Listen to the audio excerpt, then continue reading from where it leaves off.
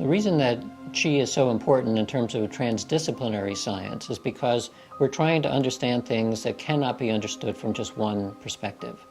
So if we're interested in the mind-matter interaction, for example, that possibility, and its relationship to health, you automatically need somebody who knows a lot about neuroscience and somebody who knows a lot about psychology and physics and medicine and healing and the social context in which it's in.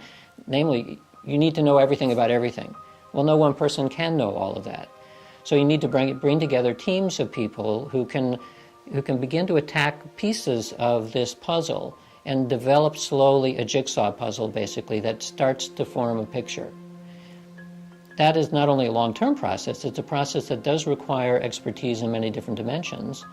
And that's where an organization like Qi becomes extremely important. Because if you start looking for organizations that do this, you don't find them. When you go into the academic world and you look for people who are studying, say, consciousness, what you find are neuroscientists studying the neural correlates of consciousness. Well, that's interesting, but that's not the whole thing. If you then go to a physics department and you say, well, what can you tell me about mind-matter interaction? They will look at you as though you're crazy, because they would say there is no mind-matter interaction, even though, of course, they're looking at their own instruments, so there clearly is, but they don't think of it in those terms. And by the same token, if you get people who are interested in mind-matter interaction from a physics perspective and maybe the psychological perspective, they may know nothing about health and healing, so they don't know how to tie it in. Well, to get somebody who's involved in studying the placebo effect and finding how powerful it can be, now you wrap in a little bit about mind-matter interaction, you begin to see it in a slightly different context. Because now we're talking about the possibility of the mind physically changing aspects of the way that the body is working.